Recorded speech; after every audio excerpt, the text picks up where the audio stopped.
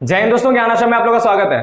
अभी तक हम लोगों ने जो इस नए सेशन में 2023-24 में हम लोग जो पढ़ाई कर रहे थे वो एनसीईआरटी के पुराने सिलेबस के हिसाब से पढ़ाई कर रहे थे, जो हमको लगा था कि उसका ही हिसाब से चलेगा और वो 100% लेके चल रहे थे, क्योंकि यूपी एमएसपी ने, ठीक है, यूपी एमएसपी ने यानी उत्तर प्रदेश माध्यमिक शिक्षा परिषद ने अभी तक कोई भी सिलेबस अपलोड नहीं किया था। ठीक है, एनसीईआरटी का 100% लेके चल रहे थे, लेकिन फिलहाल जो है अब यूपी एमएसपी के साइट पर कॉमर्स वालों के तीनों सब्जेक्ट, ठीक है, कॉमर्स के तीनों सब्जेक्ट का सिलेबस जो है अपलोड हो चुका है। यानी हम लोगों के अकाउंटेंसी में क्या क्या पढ़ना है, बिजनेस स्टडी में क्या क्या पढ़ना है और इकोनॉमिक्स में क्या क्या पढ़ना है, इसके ऊपर हम लोग आज के बारे वीडियो में जो चर्चा करने वाले हैं। और आज का टॉपिक हम लोग का जो है, पहले अकाउंटेंसी के सिलेबस को देखेंगे कि इसमें हमें कितने चीजों को, कौन कौन से चीजों को किस तरीके से लेके चलना है, सारा चीज अच्छे तरीके से हम लोग देखेंगे और जानेंगे। ठीक बात समझे?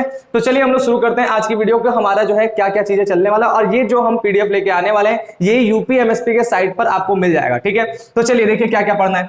अगर हम लोग बात करें सबसे पहले तो यहां पर लिखा है विषय लेखा शास्त्र।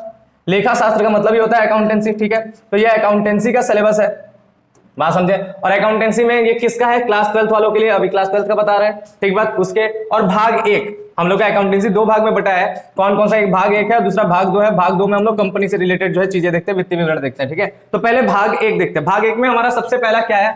हमारा भाग एक का नाम है अलाभकारी संस्थाएं एवं साझेदारी। ये हमारे भाग एक का नाम है। ठीक है, नाम है, क्योंकि इसमें हम लोग पहले एनपीओ और पार्टनरशिप ये दोनों चीजें पढ़ते थे। लेकिन फिलहाल में जब भाग एक का हम सिलेबस की बात करते हैं, ये तो हेडिंग हो गया, उसके अंदर हम सिलेबस की बात करें तो इस सिलेबस में आपको कहीं भी अलाभकारी संस्थाएं नहीं मिल रहा है, क्योंकि सिलेबस की शुरुआत ही कहां से हो रहा है?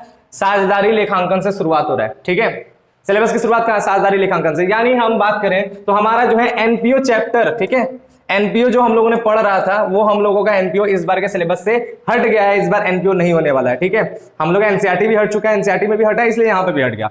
ठीक बात समझे? क्योंकि यूपी बोर्ड एनसीईआरटी को ही फॉलो कर रहा है, यूपी बोर्ड क्या अन्य सारे के सारे स्टेट बोर्ड एनसीईआरटी को ही फॉलो कर रहे हैं, तो ऑटोमेटिकली सबके यहां से एनपीओ अब जो है सिलेबस का हिस्सा नहीं रहेगा। शुरुआत हमारा जो सिलेबस है उसमें हम लोग का साझेदारी लेखांकन से शुरुआत है। और साझेदारी लेखांकन में क्या है? सबसे पहला आधारभूत अवधारणा। आधारभूत अवधारणा का मतलब परिचय, ठीक है, इंट्रोडक्शन। ये वाला जो चैप्टर है पार्टनरशिप का फर्स्ट जो चैप्टर है ना, इंट्रोडक्शन, वही चैप्टर है। और इसमें हम लोग का साझेदारी की प्रकृति, विशेषताएं, विलेख, साझेदारों के पूंजी का अनुरक्षण, लाभ हानि विभाजन, पूर्व समायोजन, अंतिम लेखे, ये सारी की सारी चीजें पढ़ना है जो हम लोगों ने पढ़ा है। पार्टनरशिप इंट्रोडक्शन में जितनी चीजें है वो सारी चीजें इसके अंदर रहेगा। ठीक है, फिर इसके बाद हमारा जो दूसरा टॉपिक है, समझे, सिलेबस का जो दूसरा पार्ट है वो क्या है हमारा? वो हमारा है, ठीक है, साझेदारी का पुनर्गठन। साझेदारी का पुनर्गठन कब होता है आपको पता है ना? साझेदारी का पुनर्गठन का मतलब होता है कि हमारा जो साझेदारी बिजनेस है उसमें किसी प्रकार का कोई चेंज होना, यानी साझेदारी संलेख बदलना, उसको पुनर्गठन कहते हैं। उसमें हमारा जो है बहुत से चैप्टर्स हैं, तो इसमें हम लोग का कौन कौन सा है? तो इसके अंदर सबसे पहले देख रहे हैं साझेदारी का प्रवेश। सीधे यहाँ पे साझेदारों का प्रवेश से ही इसका शुरुआत बताया गया। ठीक है, तो यहां पर देखिए क्या लिखा है, यहां पर लिखा है साझेदारी फर्म के पुनर्गठन के प्रकार, साझेदारी का प्रवेश, नया लाभ विभाजन अनुपात, त्याग अनुपात, ख्याति आशय, प्रभावित करने वाले घटक, ख्याति मूल्यांकन की आवश्यकता, विधियां, संचित लाभों एवं हानियों का समायोजन, परिसंपत्तियों का पुनर्मूल्यांकन, दायित्वों का पुनर्निर्धारण, पूंजी का समायोजन, वर्तमान साझेदारों के लाभ विभाजन अनुपात में परिवर्तन। इतना टॉपिक इसके अंदर है। अब यहाँ पर क्या है कि यहाँ पर हेडिंग वाले साझेदारी का प्रवेश दे दिया है, लेकिन हमारा इसमें दो चैप्टर का एक साथ इंक्लूडेड हो गया। कौन कौन सा चैप्टर? सबसे पहला साझेदारी का पुनर्गठन का जो पहला चैप्टर है ना, वही लाभ विभाजन अनुपात में परिवर्तन, ये चैप्टर। ठीक है, यानी साझेदारी का दूसरा चैप्टर लाभ विभाजन अनुपात में परिवर्तन, ये हम लोग का एक चैप्टर है ना। ठीक बात, आरसी अग्रवाल की किताब में आपको मिल जाएगा और दूसरे राइटर्स के किताब में भी आपको मिल जाएगा ये वाला एक चैप्टर, और प्लस दूसरा चैप्टर प्रवेश, इन दोनों का समायोजन इसी वाले टॉपिक में दिया है। ठीक बात, ये चैप्टर हो गया, बात समझे। यानी इसमें जो है आपका change in profit sharing ratio वाला जो चैप्टर है, ठीक है, वो और एडमिशन, ये दोनों चैप्टर जो हमारा दूसरा और तीसरा चैप्टर के तौर पे ज्यादातर किताबों में है, ठीक है, वो हमारा इसके अंदर आ गया। फिर इसके बाद आ गया हमारा क्या? अगला ये जो चैप्टर है साझेदारी का सेवानिवृत्ति या मृत्यु, यानी रिटायरमेंट और डेथ, इस बार पढ़ना है। पिछले बार ये नहीं था सिलेबस में, लेकिन इस बार पढ़ना है। और इसमें क्या है? देय राशि का निर्धारण, नया लाभ विभाजन अनुपात, अधिलाभ अनुपात, ख्याति व्यवहार, ख्याति का व्यवहार, उसका परिसंपत्ति एवं दायित्व का पुनर्गठन, मतलब ये ओवरऑल सारा चीज, मतलब इस चैप्टर का सब कुछ आपको इसमें पढ़ना है। कोई भी चीज ऐसा जो है नहीं जिसको छोड़ना है, ठीक है, सारा चीज पढ़ना है। ठीक है, अच्छा, बहुत जगहों पे वो जेएलपी का एक कॉन्सेप्ट आता है, ज्वाइंट लाइफ पॉलिसी। ठीक है, ज्वाइंट लाइफ पॉलिसी जो है जेएलपी, एक बीमा का पॉलिसी होता है, ठीक है, उसका कॉन्सेप्ट आता है। तो याद रखा है यूपी बोर्ड में और अन्य जितने भी स्टेट बोर्ड है वहां पे जेएलपी कॉन्सेप्ट नहीं है, क्योंकि एनसीईआरटी में इसके बारे में केवल छोटा सा जिक्र नहीं आता है। जनरली किसी बोर्ड में ये क्वेश्चन नहीं आता, तो बहुत बच्चे इसके लिए भी जिद करते हैं, हम भी, लेकिन थोड़ा मोड़ा बता देते हैं इसलिए क्योंकि जहां पर हम चाहते हैं कि हमारे बच्चे को पूरा ज्ञान मिले। कहीं पे वो अपने आप को ये ना महसूस करेंगे हम कमजोर है, हमें ये चीज नहीं आता है। इसलिए जो चीजें आपके किताब में मिलेगा, कहीं पे जिक्र होगा, उसका कॉन्सेप्ट हम समझा देंगे, क्वेश्चन करने की जरूरत नहीं, क्योंकि कभी आएगा नहीं, कभी नहीं आएगा।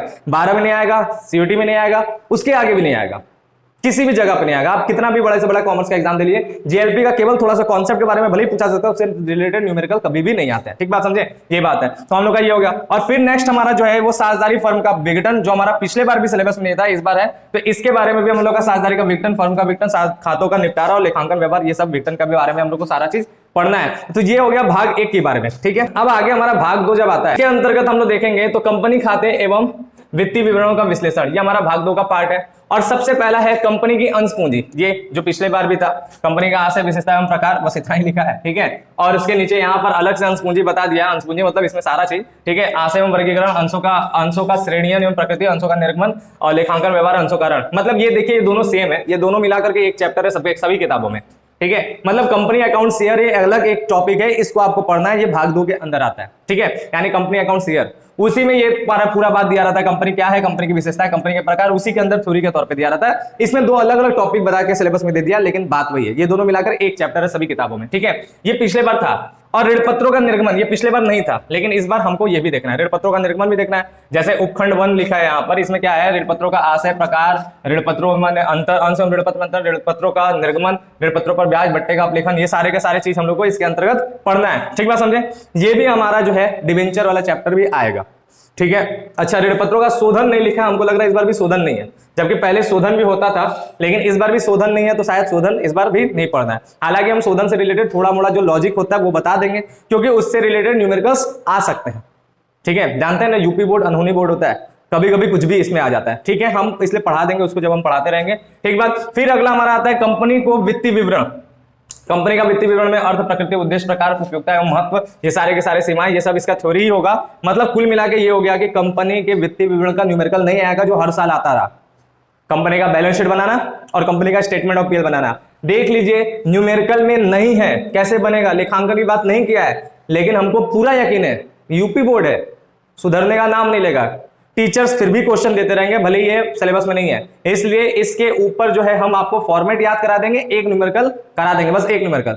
आने का चांसेस तो एकदम नहीं है, लेकिन फिर भी हम इसको करवा देंगे, क्योंकि हम हर तरह से सुरक्षा चाहते हैं। हम लोग का टारगेट 95 प्लस है, एक एक क्वेश्चन आपको आना चाहिए। 95 प्लस टारगेट होने का मतलब आपको 100% की तैयारी, तभी जाके उतना आएगा। ठीक है, इसलिए हम सारा चीज करवा देंगे, जिसमें थोड़ा सा भी चांस है वो सब करवा देंगे। ठीक बात समझे, यहां तक बात क्लियर है।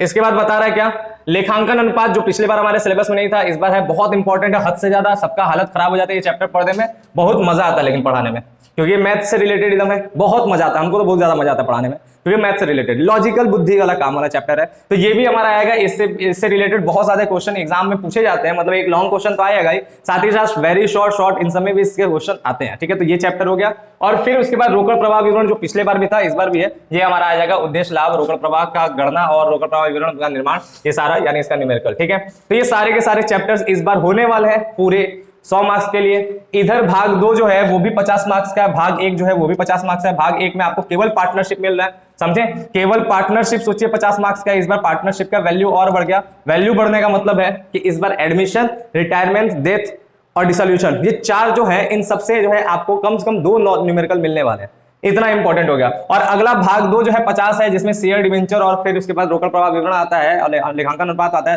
तो इन 4 में से 2 उसमें भी मिलने वाला है। तो कुल मिला के किस तरह से क्या होगा आगे चल के हम लोग बताएंगे, कौन सा चैप्टर बहुत इंपॉर्टेंट, बोर्ड की तैयारी के समय ये सारी चीज बताएंगे। अभी फिलहाल हम लोग पढ़ने पे ध्यान देंगे, इसलिए सारा कुछ पढ़ना है, क्योंकि अगर अभी हम इंपॉर्टेंट बताएंगे कौन सा चैप्टर ज्यादा इंपॉर्टेंट, किसमें से ज्यादा मार्क्स आएगा, तो आपका दिमाग ये हो जाएगा कि हम इंपॉर्टेंट पढ़ेंगे, कम इंपॉर्टेंट छोड़ेंगे। लेकिन हम चाहते हैं कि ऐसा बिल्कुल दिमाग में ना आए कि कौन सा इंपॉर्टेंट कौन सा नहीं। अभी हम लोग को पूरा पढ़ना है, क्योंकि यार समय बहुत है, पूरा पढ़ेंगे, क्योंकि जो इंपॉर्टेंट नहीं है वो भविष्य में आगे काम देगा।